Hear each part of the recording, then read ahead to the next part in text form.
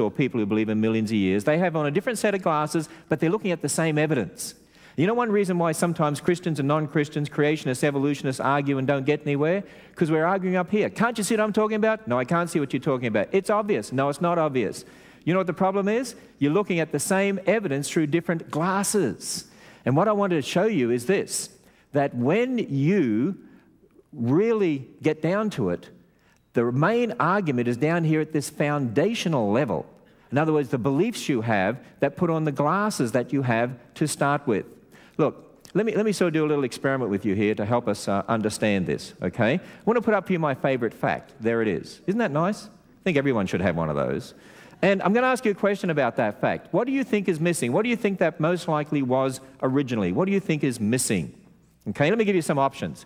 Who would say it originally was A? Anyone say A? Who would say B? Usually get one Texan says it was no okay. Who would say C? D? Anyone say D?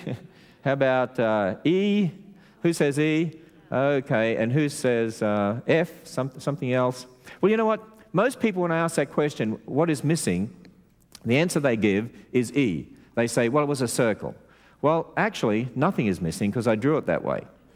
Now, very, very important point for us that I want us to understand. You know what happened? I put up a fact for you, but you realize that facts by themselves are meaningless. See, all the facts are the same. Isn't that what we said? All the facts are the same, but facts by themselves are meaningless. And what happened in reality was this. Let's go back to our other diagram again. I gave you a presupposition about which to think about that fact. I said something is missing. You put on your pair of glasses. Okay, something's missing. I'm going to fill it in. You interpreted the evidence. Your interpretation was it was a circle. By the way, your interpretation was totally consistent with your glasses, totally consistent with your presupposition. It was just totally wrong. See, when I asked you a question, you know what I did to you? I conned you all. I made you think the way I wanted you to think about the evidence. See, when I asked a question, in reality, what we should have done was we should have said, wait a minute, you asked a question, what's missing? I should question his question. Most of us don't even know it's a question, let alone to question the question, let alone to know the right question to ask about the question. See, that's the problem that I find. See, it's like we pick up a newspaper and a scientist says, we dated this fossil to be so many million years old. And people say, oh, that's wonderful. Isn't that great? Excuse me, what questions did they ask to get that interpretation? And if you don't know the questions, how do you know what questions to ask to question their question, to see if they're asking the right questions? And the more we research it, the more we're saying, we need to ask some questions because they're asking the wrong questions. So you see, well, I'll give you a practical example here. I mean, evolutionists talk about missing links. What do they find? Nothing. What do they label them as? Missing. Now, well, think about this. Are they missing in the evidence, or is it their theories are wrong to start with? And so what I want us to understand is this. The facts are the same. The science is the same. Do you realize what I did to you with that circle is what the newspapers do to you every day?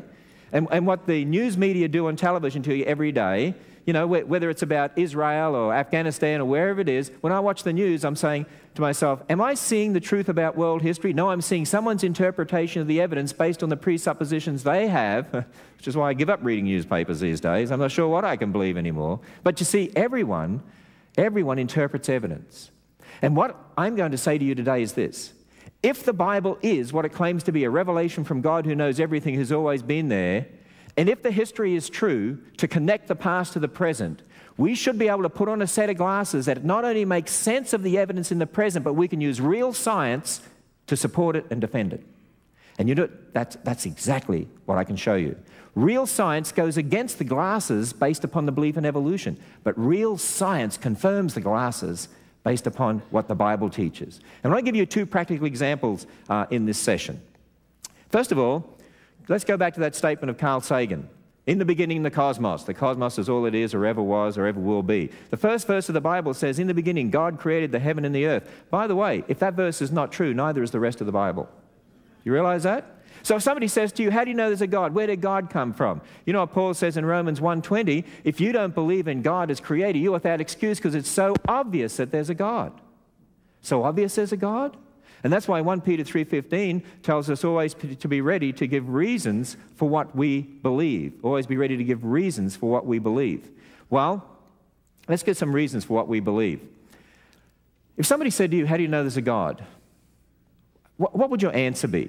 Isn't it true that in our Sunday schools and churches, one of the main ways we've taught in the past, concerns the design argument. Design implies a designer. You know what I mean, don't you? You find a watch. It's obvious it didn't get there by chance.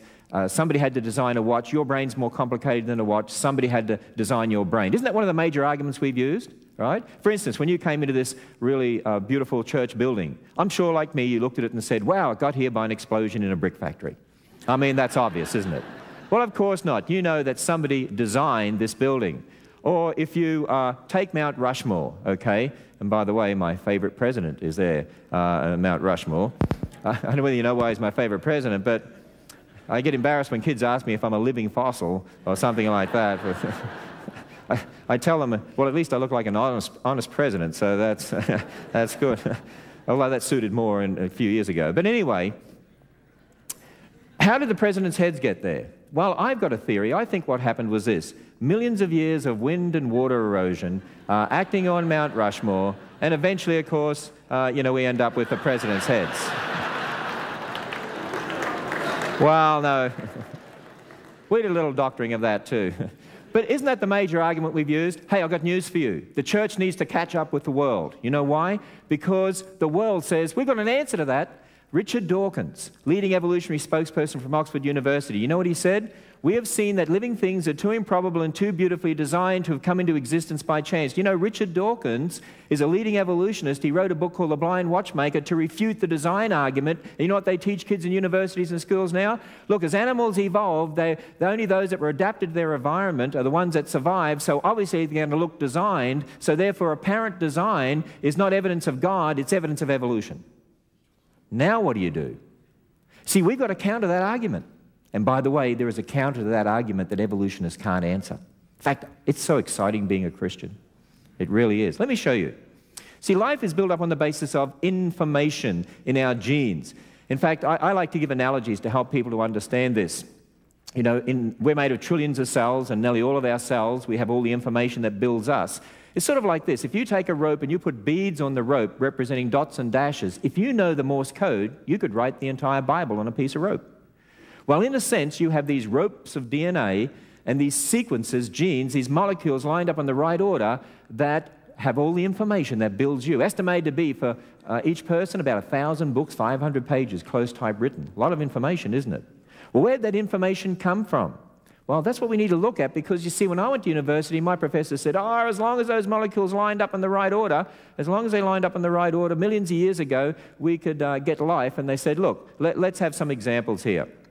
For instance, let's take the alphabet and put the alphabet in a hat and mix them up and then pass the hat around a class, and 3 students in a row pull out B followed by A followed by T. Wow, we got a word by chance random processes. Given enough time, we could get words. Given enough time, we could get the encyclopedia. As improbable as it seems, as long as you get the right order, you could get life. And so they say, see, you don't need God. As long as those molecules lined up in the right order millions of years ago, you could get life. But you know, there's something dreadfully wrong with that analogy. You know what it is? Who is that word to, that word B-A-T? Is that a word to a Dutchman or a Frenchman or an Irishman, or who is it a word to?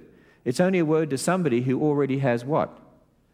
The language. Without the language, the word is meaningless.